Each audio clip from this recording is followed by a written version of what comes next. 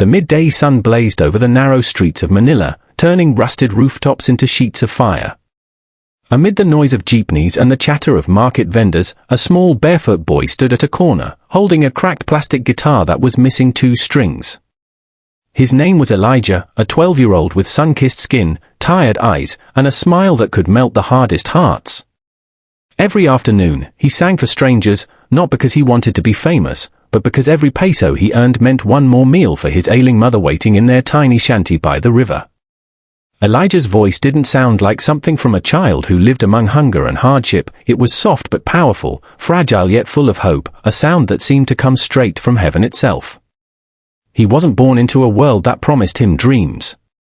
His father had died in a construction accident when Elijah was 6, and since then, he and his mother had fought to survive. His mother, Maria, had once been a teacher, but illness stole her strength. She would listen from her bed as Elijah sang outside, whispering prayers that maybe, just maybe, someone with a heart would hear her boy's voice and see beyond his ragged clothes.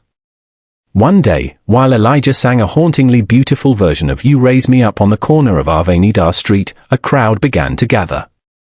The air seemed to hush as his voice soared above the city's chaos, a voice that carried both sorrow and light, the kind that reminded people of everything they'd lost and everything they still had. By the time he finished, several people were in tears. Coins clinked into his guitar case, more than he usually made in a week.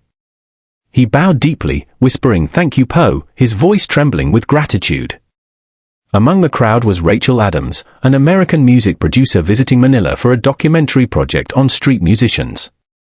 She had been walking toward her hotel when Elijah's voice stopped her cold. It wasn't just the technical perfection that struck her, it was the emotion. There was truth in every note, a raw honesty that couldn't be taught. She watched as he packed his guitar and waved goodbye to the strangers who had briefly become his audience. Something inside her said this was no coincidence, she had to find that boy again. Rachel followed him from a distance, careful not to scare him. Elijah walked through winding alleys until he reached a settlement by the river, where children played barefoot in the mud and mothers washed clothes in murky water. When he stepped into a shack made of scrap wood and tin, Rachel stopped. The door was covered by a faded curtain. Through a small gap, she saw a frail woman lying on a bamboo bed, coughing softly, and Elijah gently wiping her forehead with a wet cloth. "It's okay, Mama," he whispered. "I got rice today. And some coins too." His voice broke a little, but he smiled anyway. Rachel's eyes welled up. This wasn't just a boy with a beautiful voice, this was Soul trying to save the only person he had left. She knocked lightly on the wooden post outside. Elijah jumped, startled. "Oh, sorry," he said, stepping out quickly. "We don't have much, but would you like to hear another song?" He held his broken guitar shyly. Rachel smiled through tears. "Actually, I'd like to talk to you," she said softly. "My name's Rachel. I'm from the US. I work with music, and I think your voice is something the world needs to hear." Elijah blinked in disbelief. "Me? But I just sing here on the street." "Yes," she replied, "and that's exactly why your voice matters. It's real. It's pure. I'd like to record you properly, if that's okay with you and your mother." For a moment, Elijah was silent, as though afraid to hope. Then he nodded. "If Mama says yes, then yes." Rachel spent the next few days arranging things. She brought food, medicine, and a doctor to visit Maria, who wept when she saw strangers helping her son. "You don't owe us anything," Rachel said gently. "Your boy's voice already gave us something priceless." When the recording day came, Elijah arrived at the small studio in Quezon City wearing his cleanest shirt, a faded school uniform too small for him now. Rachel watched as he held the microphone nervously, eyes wide, hands shaking. "You ready, Elijah?" she asked. He nodded. "Yes." Then, as the first notes played, Elijah began to sing You Raise Me Up once again, but this time, it wasn't for coins or sympathy. It was for his mother, for every hungry night, every tear, every dream he'd been told he didn't deserve. The sound filled the studio, then poured out into the hearts of everyone listening. The technician stopped working and simply stared. By the time he finished, even Rachel had tears streaming down her cheeks. When the final note faded, the entire studio was silent. The air felt sacred, as if everyone had just witnessed something holy. The sound engineer wiped his eyes and whispered, that kid just sang from heaven. Rachel couldn't speak, she just hugged Elijah tightly and said, "You have no idea what you've done today." But Elijah only smiled shyly and said, "If Mama could hear this, that's all I want." Rachel uploaded a short clip of his recording to her social media that night, with a simple caption. "I found an angel singing on the streets of Manila. The world needs to hear him." She went to sleep without much thought. She had done that before with other talented street musicians.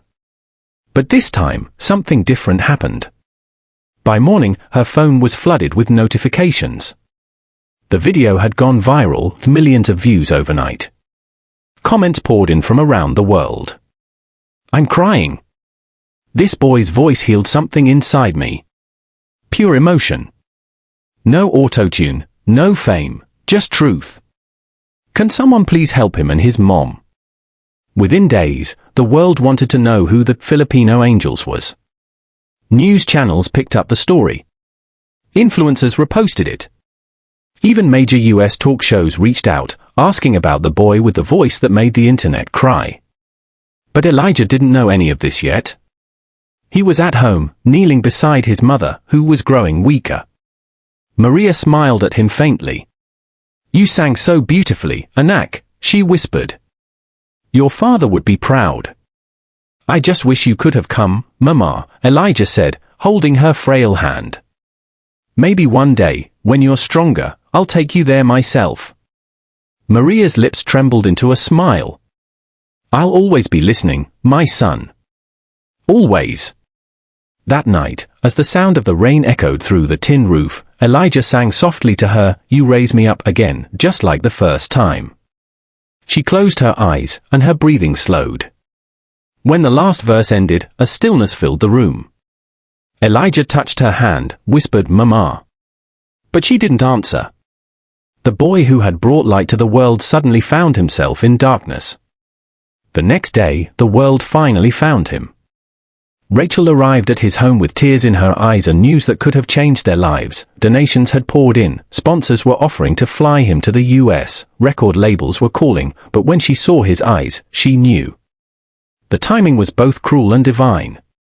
Elijah buried his mother quietly by the riverbank, where the wind carried his songs like whispers to heaven. The entire neighborhood came, many strangers now, people who had seen him online and traveled just to say goodbye. Someone played his recording on a phone, and as the familiar notes filled the air, everyone cried. Rachel stood beside him, holding an umbrella over his head.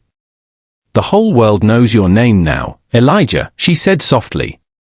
"And they all love you." He looked up at the grey sky. "Then I'll sing for them, for Mama, and for everyone who ever felt invisible." Weeks passed. Rachel helped arrange for Elijah's trip to the United States. He had never even been on a plane before. As the aircraft lifted off the runway, he pressed his face to the window, whispering, "Mama, look, I'm flying." In Los Angeles, the world that once felt so far away now surrounded him, cameras, lights, interviews. People wanted to know his story, his struggle, his voice. Yet, despite all the attention, he remained humble. He never spoke about fame, he spoke about love, and faith, and gratitude. Then came the biggest day of his young life, a special guest performance on an international talent show. Rachel had arranged it as a tribute to his late mother.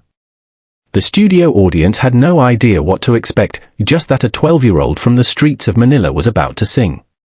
When Elijah walked onto the stage, the crowd applauded politely. His small frame and nervous hands made him look out of place under the dazzling lights. The judges smiled encouragingly. One of them asked, "Are you ready, young man?" Elijah nodded. "Yes, sir." The music began, the same song that had carried him through his pain and hope. His voice filled the auditorium, trembling at first, then growing with power and grace. The crowd grew silent. The judges leaned forward. There was something in his tone, an ache, a longing, a purity that could only come from a soul that had known both love and loss. And then, halfway through, he closed his eyes, tears streaming down his cheeks. "For you, Mama," he whispered into the mic. The room erupted in emotion. Audience members wept openly. One of the judges covered her face, overwhelmed. The moment he hit the final note, the crowd leapt to their feet, clapping, shouting, crying. The golden confetti burst from the ceiling. He had received the golden buzzer. Elijah stood frozen as gold shimmered around him. Rachel ran to the stage, hugging him tightly. "She's proud of you, Elijah," she whispered. "She's watching." The boy who once sang for coins now stood on one of the world's biggest stages, his mother's dream fulfilled through the power of his voice.